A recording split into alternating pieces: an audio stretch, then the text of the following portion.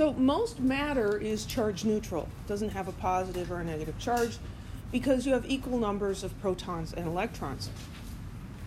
When you do get a charge imbalance, those imbalances usually equalize quickly and often dramatically. So an example is static electric shocks. So when the air is very dry and you shuffle your feet on the carpeting and then you touch the metal door jamb, you can get a little shock, right? Or you rub your hair with a balloon and you can get static shocks. And that's from a separation of charge occurs during that friction, and the shock is when it re-equalizes. Lightning is also an example of electrical charge imbalance resolving itself, and that can be extremely violent. So most things are electrically neutral. Now, we've talked about elements, and what identifies an element is the number of protons that are in its nucleus. This is called the atomic number. It's given the symbol Z, which, A would make more sense to me, atomic number, but it came from the German Zahl, meaning number. So that's why it's Z. We just have to deal. So here we have an illustration of a helium atom, and in the nucleus there are 2 protons. All helium atoms have 2 protons. That's what defines it as helium. Here, pencil lead made of graphite, carbon. In a carbon nucleus, there are 6 protons. Every single carbon atom has 6 protons. If it has 5, it's not carbon. Okay?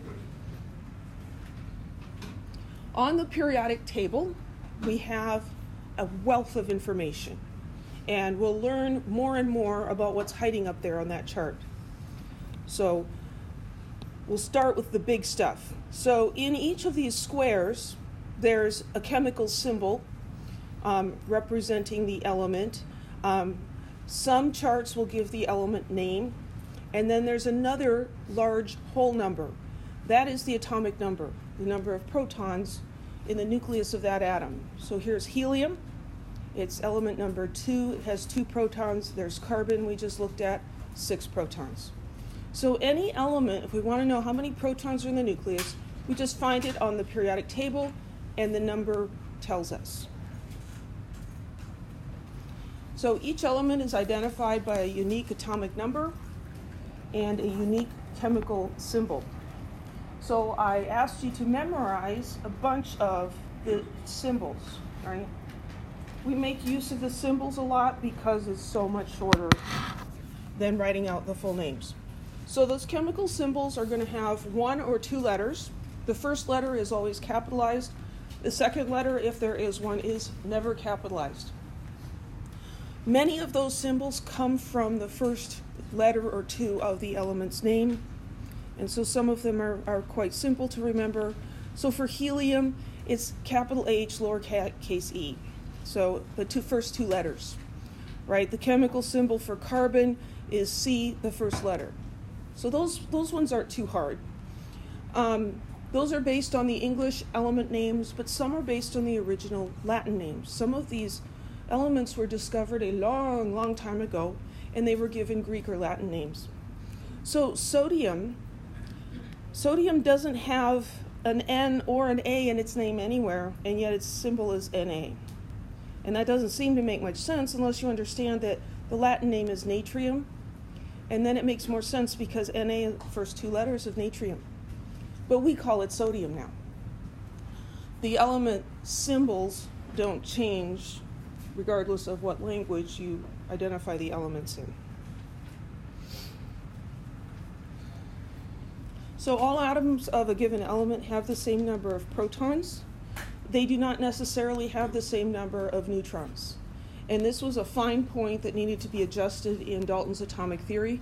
He said that all atoms of a given element have the same mass and are identical to each other.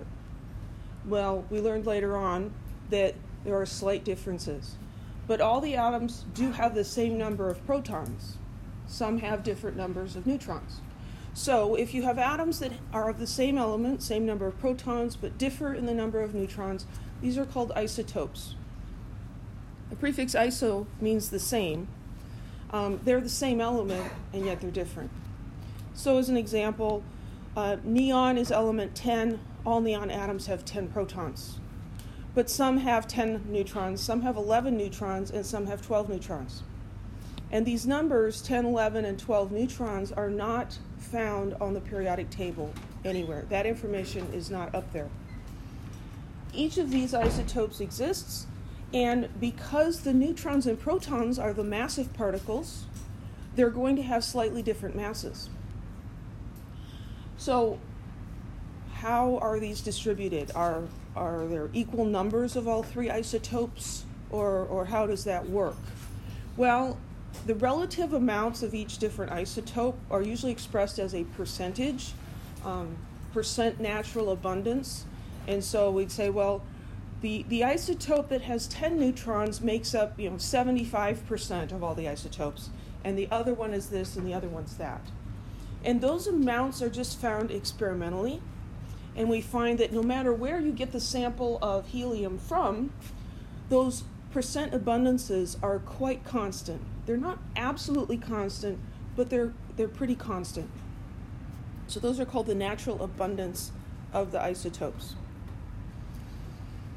So if we look at the number of neutrons and the number of protons in an atom and add those together, that's known as the mass number. That is given the symbol A, which, I'd give that to atomic number, but they didn't ask me. So that's the mass number, because the neutron has a mass of approximately 1 atomic mass unit. The proton has a mass of approximately 1 atomic mass unit. So you add those numbers together and you get the approximate mass of the atom in atomic mass units. So A, the mass number, is just the number of protons plus the number of neutrons. And so there are maybe four ways you can indicate which isotope are you talking about. This is called a nuclear symbol.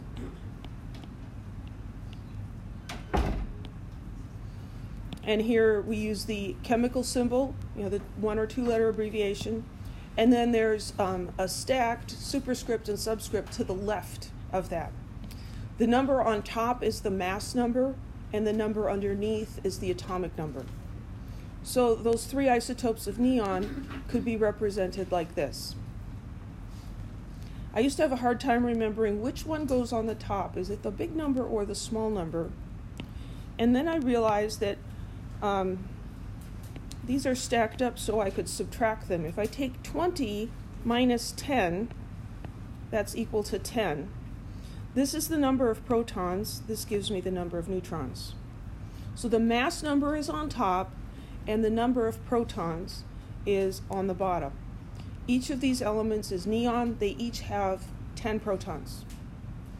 This one has 11 neutrons. This one has 12 neutrons. Okay? So the number of neutrons is not just written out there, but we can find it by simple subtraction. Yes? So the first neon would just be the element and the other 2 are isotopes? The 3 are isotopes of each other. So it's a little bit like siblings, right? You have 3 girls in a family. They're all sisters. Yeah, it just describes their relationship. Any other questions? Questions are good. Another way to indicate the symbol or the isotope is to use the chemical symbol followed by the mass number. So we could call them Ne20, Ne21, Ne22, or you could use the element's name, neon 20, neon 21, neon 22. These notations do not have the atomic number, the number of protons. But when you're doing chemistry, you can assume that you have a periodic table. If you don't have access to a periodic table, you can't call yourself a chemist. So we always have a periodic table available. So do we really need to be told in the name how many protons there are? No, because if we want to know, we just look at the periodic table. Oh, there's 10. What we do need to be told is either the mass number or the number of neutrons, the number of neutrons, because that information is not given anywhere. And so these are the element symbol or the name followed by the mass number. So here's a table just kind of summarizing these three isotopes. The symbols here, this is the nuclear symbol. I don't know what you call that. That's just another notation. And then we can look at the number of protons that each of these has. They all have 10 because they're all neon. The number of neutrons, we've got 10, 11, and 12. The mass number is the sum of the number of protons and the number of neutrons. Right? The natural abundance here, this you would either look up or be told. This is determined experimentally. Like I said, it's not on the periodic table. Turns out that 90.48% of neon is neon 20. And there's only a tiny, tiny bit that's neon 21. And less than 10% is neon 22. Now, there are reasons for those abundances. We can, in 1B, you'll study more about the nucleus, and we can look at that and say, well, yeah, I can see why that one there might be more of that, but there's no rules or anything that allow us to predict that. So we should be able to do things like this. What are the atomic number, mass number, and symbol for the carbon isotope with 7 neutrons?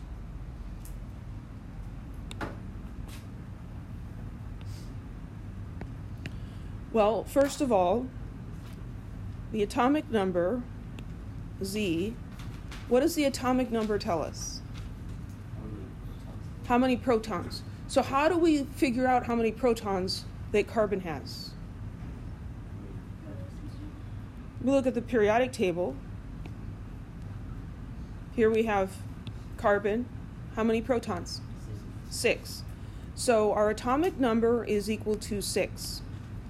And you could say 6 protons if you want to, remind yourself. The mass number is equal to the protons plus the neutrons. And how do we know what the mass number is here? We have to add. So we figured out from the periodic table that we've got 7 protons. 6. It's a 6. I don't know how I can point to a 6 and say 7. 6 protons. And the problem tells us there are 7 neutrons. So we add those together and we get 13. So the mass number is 13. Everybody okay with that? And then it's asking for the symbol. Well, it doesn't specify which kind of symbol. Let's do the nuclear symbol. So put the carbon here, and the superscript needs to be the mass number. Well, we just figured that out. That's 13. So 13 up here, and then the atomic number goes underneath. Another way to indicate this would be C, 13. Any questions?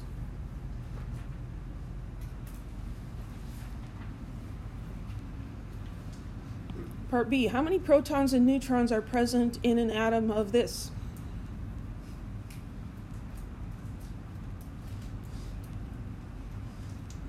Well, the atomic number, Z, is the number of protons. And for this type of symbol, it gives us the number of protons. How many are there? 19. We could also find potassium on the periodic table and see that it's element number 19. And then the number of neutrons, how do we find that? Subtracting. And it's just kind of stacked up here for us.